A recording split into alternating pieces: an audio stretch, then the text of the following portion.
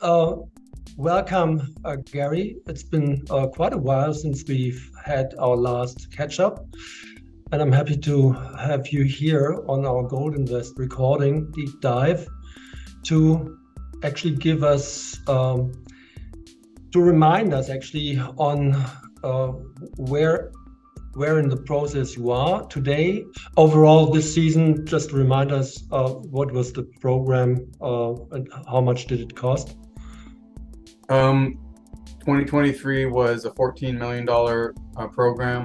Yeah, well, overall, you mean Yeah. including Thorn, of course. Okay. Well, I mean, I would say almost all of our budget was Thorn. Those Yes.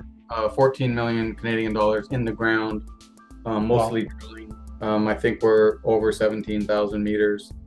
But we also collected a lot of, we had a lot of field crews. We had 50 people, just over 50 people in camp. And we're doing a lot of prospecting and soil sampling, which was a Yeah. record number. Not only a record number of meters we drilled on the project this year, but also record number soils and rocks collected on new target areas. In addition to, like, we're still kind of working around the known areas that we're drilling, because one of the things at Trapper that we're trying to figure out is there a copper porphyry related to the gold target Hmm. at Trapper? And we are Okay. seeing some indications that there are some peripheral copper showings in and around the broader Trapper gold trend. So we're trying to understand how that ties in. Yeah. So we've had some really, I sorry, go yeah. ahead. No, but I think it's really important for everyone to remember or to be reminded that this is, let's say, an advanced, matured, let's say, exploration company with that kind of budget. And the reason why you were able to spend it was due to the cash injection of BHP largely, I guess. Because in this market, I think this money really runs twice as wide because it's so tough to replenish the treasury for everyone in this industry currently.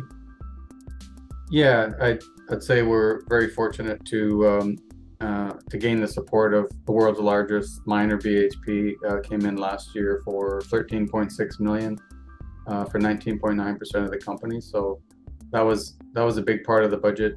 Crescat Capital, which is our second largest shareholder, also participated in that financing. So there was only two subscribers in our last Yes. November financing that we did. Um, and just to remind, listeners and viewers that, this Thorn project is, it's the largest mineral claim holdings in British Columbia of any company. It's, I think, 2,800 square kilometers. It's the size of Yes. Croatia. From an area of land that we've yet to explore, and that's part of the reason that we're doing all this extra geochem and early stage exploration work. We think that there's multiple deposits here to be flushed Yes. out, and most of the drilling was focused on the Camp Creek porphyry and the Trapper gold target, but there's lots of other areas that we're finding very high grade copper gold numbers, and then we published some of those earlier this year as well, and there's more of those to come because we did collect thousands of rocks and soils this year on new targets that have not been drilled. So we're pretty excited for what's coming in the next few seasons on some of these new targets that we Agreed. get to drill. So I think we see this as really a discovery-rich target project because there's lots of new stuff to find, and in some cases, with some of the glacial retreat that we've seen over the last many years, that we're finding new showings that generated some very high copper gold numbers that were never found before, partly because they were literally covered in ice only a few Yes. years ago. So that's opened up some new prospectivity for us, and we continue to flush those out. And it's an iterative process, right? You got to go there, get I the get boots it. on the Yeah. ground, get the sampling, get the assays, and then do some mapping, and then go back and hit it again next year, and then year after. It takes a bit of time to get to a point where you can actually put a drill on some of these new targets. So that it's a bit of a process. Well, a bit of a process is underplaying it, I would say. How long have you been on to this? I think over a decade now on this Thorn?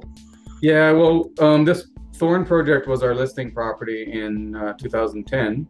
Brixton became public. Oh, yeah. But I think, when we started, yeah, it's kind of an interesting evolution if you followed Brixton from the beginning. Of course, gold was peaking, 2011 peak in the gold price. Yeah, we saw the Thorn project as really a gold project originally, and then for many years Brixton had a lot of silver. In about 2016, we acquired the Langus mine, which is a past producing high grade silver mine in Ontario. So we started to move more into silver, and then we acquired the Hog Heaven project, which was a past producer, polymetallic but silver rich, which you optioned to Ivanhoe, I guess. Yeah, that's right. We've optioned that out now to Ivanhoe Electric. They're well into I think year 3 now onto that, and they're actively drilling on that project. So we've sort of gone from Thorn, which is our flagship. Maybe we should acquire other assets to diversify, and which we did starting in about 2016. But the last probably 3 years or so, we turned that around. I guess we anticipated a much bigger bull market than we've all seen in the last decade. So what we've decided to do, and partly because of the success that we've been having on the Thorn project, and what really changed for us was about 2018, when the BC government geologists had reprocessed their some 80,000 regional geochem data. The database, they reran those for porphyry, copper, gold anomalies, and the area that we were working at Thorn lit up as a quite a large anomaly. But the area to the south of Thorn really was actually one of the largest, highest ranking porphyry anomalies in the province, and that was open ground for the most part in 2018. So we really expanded the Thorn claim, say dramatically from what it was when we started 12 years ago. And then we acquired a block of ground, which is the original trapper claims from Kodiak Copper. We didn't have those, some of the main claims that Ocean Park originally had drilled back in 2011. And then we also acquired some claims in the Metla core showings of a lot of the historical work was done in Metla, which is one of our up and coming targets.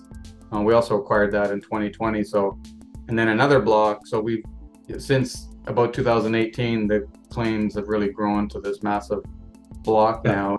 So it's relatively recently that we've dramatically expanded the claim group, and so we're systematically going through and chasing up these new target areas that we didn't have under the company's control. And so obviously BHP also recognized that, saw that something of size and with big potential might be growing. Are they in line with you, not only pursuing Thorn, but also really doing justice to the entire land package? You never know. Thorn has a great start, but there might be lower hanging fruit just somewhere else. A couple of, I don't know. That's the big challenge here, I guess. Yeah, you're exactly right, and I think that is the alignment. I mean, we're still an exploration phase company here, and we're trying to find the next big discovery. We think we're on to a couple of good ones, like the Camp Creek is looking quite interesting. That's a big mineral system, no question about it. But we collectively with BHP believe that we have a complete mineral system here at Thorn. We're seeing various different ages of intrusions coming in, from Eocene to Cretaceous, Triassic, Jurassic age intrusions that are coming in. So complex complex geology over a long period of time, mineralizing events, over mineralizing events. You get these overprints happening, which tend to be a good thing from generating an economic deposit. And so we're pretty encouraged by what we're seeing. But again, that's why we're doing these early stage generative target work, like boots on the ground stuff. Because okay, so I remember you refer to Thorn as being a generational project. But what is the let's say the news flow that we should expect over the next 6 months? Obviously, it's mostly about drill results. How many meters did that $14 million translate into? Yeah, it was over 17,000 meters. 17,000 meters. Okay, yeah. So lots of drilling. Is there any way you can give us guidance on how it's going to be weighted towards Camp Creek and what we should pay attention for looking at those results? Yeah, I would say of that, I mean, we had 2 drills in Camp Creek, so about 10,000 meters of that 17, maybe just over, was in the Camp Creek target, and then the balance of that 7,000-ish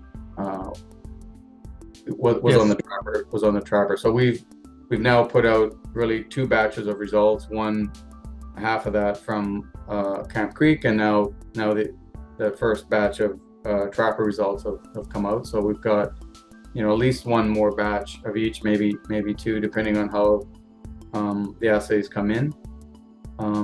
Plus, I think that should be a pretty good wrap-up summary in that. So we've got a fair amount of news flow that likely will trickle into the new year.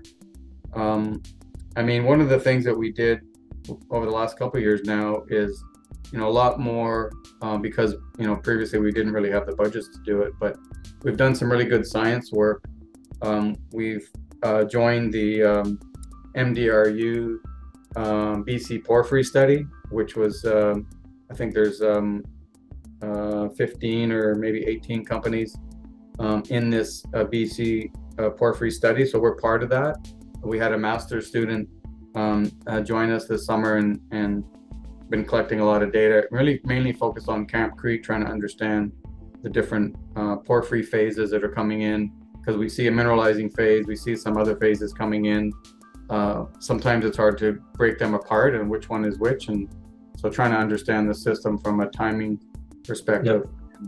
Yep. Collecting a lot of good data, good science data, like alteration mapping data, which kind of surprised us taking us this long, but again, it was mostly a budget thing, that we didn't really have the budgets to do these good kinds of science work that you need to do to understand and vector into where the best part of the system is. So we have all that data that we've collected this year, and I think that's evolving the story to help vector, where do we go next in Camp Creek, but also in some of the other targets as well. So I think I recall that the goal was on Camp Creek specifically to really vector towards where you might find the higher grade and longer intercepts, of course, and you were what I've seen in the past, you were pretty successful in zooming into that higher grade zone there, and that's where you obviously focused your drilling this year, I guess. Yeah, I mean, we were within about I would say a kilometer.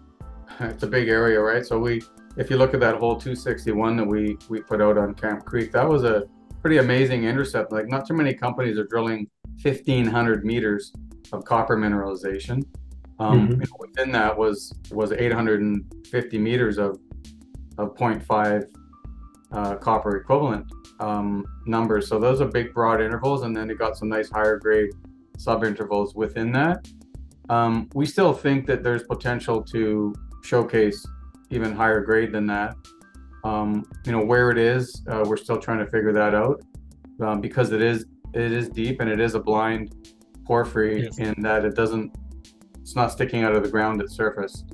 So that's why we're doing all these science things, alteration and some geophysics and everything we can to try and help us figure out, where the best, highest grade part of the system is. And I would say we're, part way there, because, typically these kinds of deposits, you have to drill, several hundred holes, and we now have about, 20 holes, if that, deep into the system. So I think there's room not only to expand the footprint of this thing, but also to define, if you look at hole 261 from like one of our better holes, 184, which had, multi-hundred meters of 1% copper equivalent, that's almost a 500-meter step. So there's lots of room. And, if you look at these things, you can make a pretty strong ore deposit in a 500-meter area.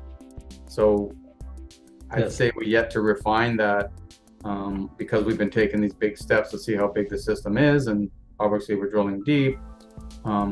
So yeah, I think it's still a bit of a learning process for us. But I'd say we got it by the tail, and we're starting to figure it out, at least on the Camp Creek side. Okay. Are you using science? Are you also using down dip, down hole measurements? Is that a tool that is helpful to orient? We have done some downhole geophysics. What we're doing is we're taking physical property measurements of the rock, so we know what the density is, we know what the conductivity of the rocks are, so we can actually build a conductivity model, and we can integrate that or match that up with the geophysics that we've done on a broader scale to help refine, perhaps help refine our model. So that is a work in progress, along with obviously the detailed geology. We've done oriented core, which we didn't really have the luxury of doing previously. So this year was a big oriented core program, and we're starting to see those attitudes of the veins and the dikes. We've got these post mineral dikes that are, those dikes we think are following up the structures, the same structures that are likely responsible for bringing in the mineralization here. So we're starting to get a handle on the geometry of some of the structures, and which is important. Most deposits have structural control to them one way or another, so it's important to understand that. That's good information that will come out of this year's work and continue on. And for most of our listeners, I would say it's important to maybe give some, let's say, comparables or let's say an understanding of what the end game of such a porphyry discovery is. It's a deep but massive and high tonnage underground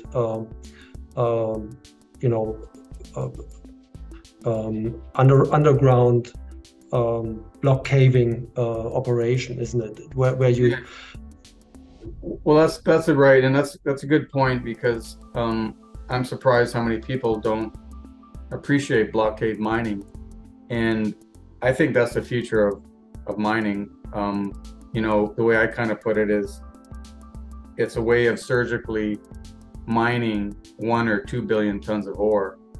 I think these big open pits that have a 5 billion ton or bigger deposit, where are you going to put 5 billion tons of waste rock to get 2 billion tons of ore? So what block cave is you can take that billion tons of ore and you undercut it. If people don't know what that is, but in simplistically terms, it's a multi-year, I think it can be up to 5 years of development timeline to get underground under this thing, and they start undercutting it, and then the ore basically just falls in on itself if it has the right structural network. But I'm looking at a list that we put together, a list on our website. Yes, I've seen that. Yes, that down to I think the deepest one that we've been able to come across was 2,100 meters in the U.S. called Resolution. So these things are generally deep systems, and but you can mine, 1, 2, 3 billion tons of ore this way. And if you look at some of those grades, they range from on the upper end, looks like the highest grade one that I see there is 1.9%, which is Bingham Canyon, down to 0.3, which is New Afton. On a copper, there's some gold in there too. So, probably on an equivalent, they're in that sort of 0.7 copper equivalent range. Red Chris is similar, 0.7, 0.8 copper equivalent. We're seeing similarities in grades that we're drilling on a copper equivalent basis to what some of these other well-known world-class block cave mines are. So while we're a little frustrated that the market doesn't recognize or didn't give us much love for an amazing drill hole, we're just looking at comparatives around the world, and I would say we're in the running here. And yeah, we've got some work to do, but to be fair on Brixton, this is a relatively new discovery, even though it's taken us 10 years to get here. We've only had a couple of years of drilling into the actual porphyry, and so I think being well funded enough to actually, money is always a function of pace.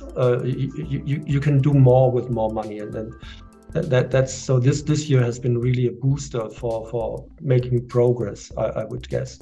Yeah, I'd say we made big progress this year. We need to keep at it and figure this thing out, but obviously I'll say that the smart money's paying attention.